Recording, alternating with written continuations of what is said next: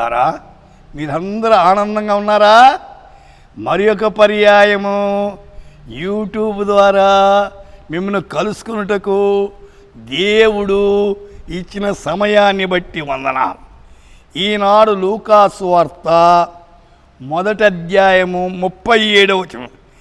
దేవుడు చెప్పిన ఏ మాటను నిరర్ధకము కానేరదు. For with God nothing shall be impossible, क्योंकि जो वचन परमेश्वर के ओर से होता है वह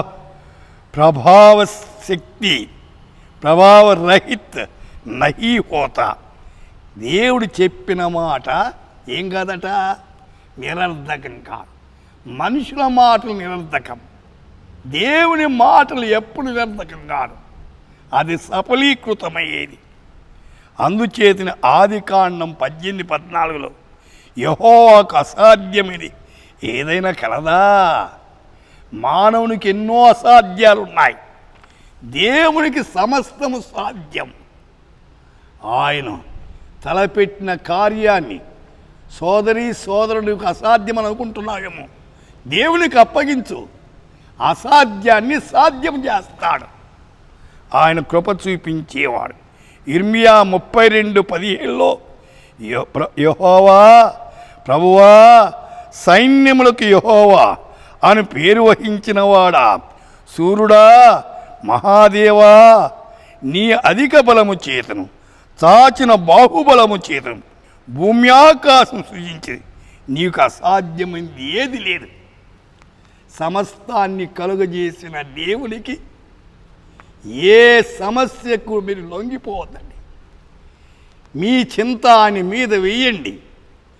ఆయన మీ భారాన్ని వహించి మీకు అసాధ్యమైన సాధ్యం చేసి మిమ్మల్ని బలపరుస్తాడు. అదేలాగున దేవుని వాక్యములో మత్తయి 19 యేసు వారిని చూచి ఇది మనుషులకు అసాధ్యమే కానీ దేవునికి సమస్తము సాధ్యం. దేవుడు చేతగాని వాడు కాదండి, దేవుడు సమస్తానికి ఆధారభూతుడు. ఆయన అద్భుతాలు చేసేది.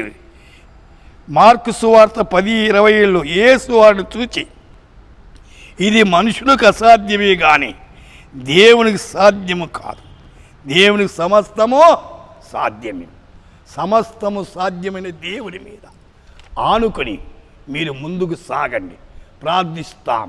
ప్రభువా, మా శ్రోతలు మీ మీద ఆనుకొని ఎటువంటి క్లిష్ట పరిస్థితులు ఉన్నా దాని నుండి విడుదల పొంది మీకు దగ్గరగా జీవించేదాన్ని కృప దయచేయం. యేసు నామమున ప్రార్థిస్తున్నాము తండ్రి, ఆమేన్.